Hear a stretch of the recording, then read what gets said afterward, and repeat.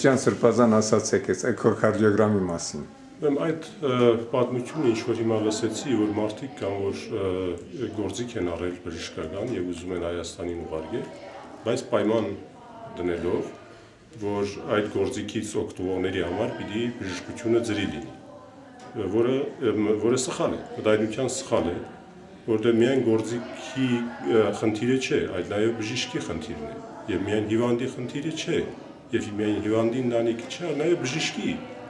խնդիրն է։ Այսօր Հայաստանի բժիշկներին արտոնություն կա եւ Ռուսաստան եւ տարբեր տեղեր եւ հատկապես Ռուսաստան այն հայ բժիշկը, որ պատրաստ է եւ ուզում է գնալ Ռուսաստան, իրեն շատ լավ աշխատանք են տալիս, շատ բարձր ամսական են տալիս եւ ապահովում են բնակարանով եւ տեղափոխելով։ Մենք պետք ունենք այս մարդիկ, այս մասնագետները Հայաստան պահելու։ Բայց միայն գործիքը տալով եւ ասելով, որ pedagogan ամսականով թող ապրեն եւ դրամ չառնեն, թեկուզ բզդիկ չափով, դրամ չառնեն, այս մարդիկ իրենց pedagogan աշխատավարձով 20,000, 30,000, 40,000 ամսական դրամով, որ $100 շուրջ բան մնե, չի կարող ապրել։ Եվ չեն կարող բարոյապես իրավունք չունեն գործիք տալ եւ պարտադրել, որ բժիշկը սոված թող մնա, որովհետեւ գործիքը մենք տվեցինք իրեն։ Մենք խնդիր ունենք եւ գործիքը հասցնելու, եւ կադրերը պահելու, եւ ժողովրդին օգնելու։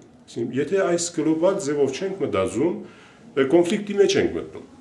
Ավելի լավ է, եթե այդպես չենք մտածում, գործիքը չուղարկել, որովհետեւ գործիք ուղարկել եւ ասել, որ այսպես պիտի անեք, եւ իմանալով, որ անհնար է այնպես անել։ Անհնար է։ Հետո հայհոյել Հայաստանը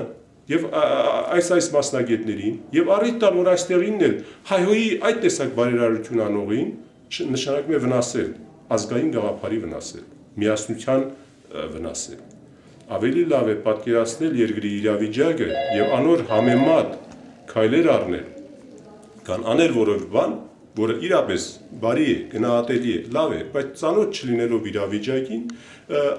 անիմաստ տեղը խնդրեմ ստեղծել եւ ցես համար, ովքեր որ կմտածեն այնպես, եւ այստեղինների համար։